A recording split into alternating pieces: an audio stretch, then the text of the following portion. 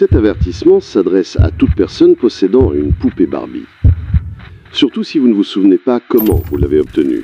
Peut-être était-ce un cadeau, peut-être était-elle apparmée dans une vieille malle de jouets, peu importe.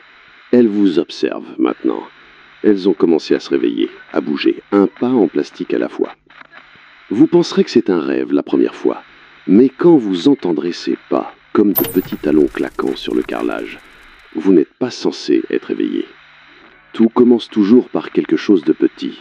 Vous passez devant l'étagère et sa tête est juste légèrement tournée vers la gauche, vers votre lit. Vous n'y prêtez pas attention, la gravité peut-être. Mais le lendemain matin, ses jambes sont étendues, comme si elle avait essayé de se lever, comme si elle y était presque parvenue. Vous entendez un doux cliquetis, comme des talons sur du bois dur, mais il n'y a personne. Cela se produit toujours à 3h33 du matin.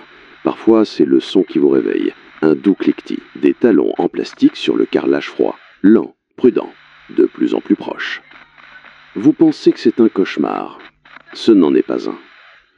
Le premier incident documenté a eu lieu à Lyon. Un jeune de 17 ans, Léo, a vécu quelque chose de bien pire. Léo gardait sa collection de Barbie d'enfance sous clé, après avoir entendu des rumeurs en ligne. Mais une poupée, à qui il manquait un œil et la moitié de ses cheveux, était sur son bureau. À précisément 3h21 du matin, sa caméra de sécurité a enregistré un cauchemar devenu réalité. La poupée Barbie a levé la tête, se tournant pour fixer directement l'objectif, son œil unique ne clignant pas. Ses doigts en plastique se sont mis à bouger, rampant sur le bureau, comme des griffes fragiles. Puis elle est descendue et a commencé à arpenter lentement le plancher. Chaque pas, un cliquetis sec et plastique.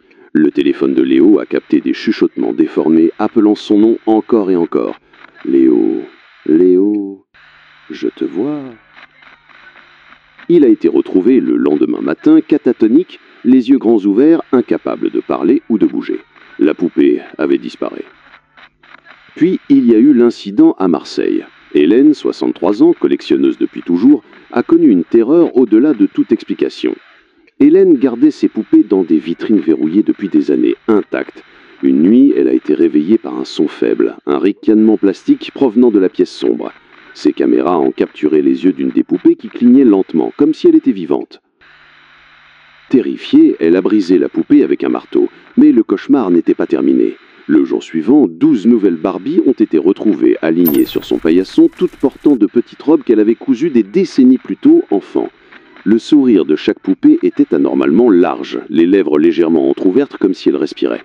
Hélène est rapidement tombée malade. Elle n'arrêtait pas de marmonner « Elles se souviennent de qui j'étais. Elles veulent que je me souvienne aussi. » 3 nuits plus tard, elle a été retrouvée assise sur son lit, le regard vide, sa chambre couverte de petites empreintes de pas boueuses.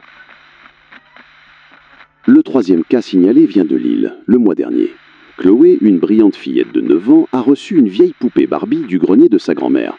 Au début, ce n'était qu'un jouet. Elle lui brossait les cheveux, lui parlait chaque soir. Mais bientôt, Chloé est devenue renfermée, pâle et craintive de sa propre chambre. Elle disait que la poupée lui chuchotait la nuit, de douces voix plastiques appelant son nom. Une nuit, les parents de Chloé se sont réveillés au son de pas, de petits cliquetis commençant de sa chambre. Quand ils ont vérifié, Chloé avait disparu. La poupée était assise dans le couloir, les bras tendus pour un câlin. Des semaines plus tard, le corps de Chloé a été retrouvé froid et sans vie sous son propre lit, parfaitement arrangé comme une poupée. Sa peau était couverte de fines écrafures rouges comme des griffures d'ongles sur ses bras et son cou.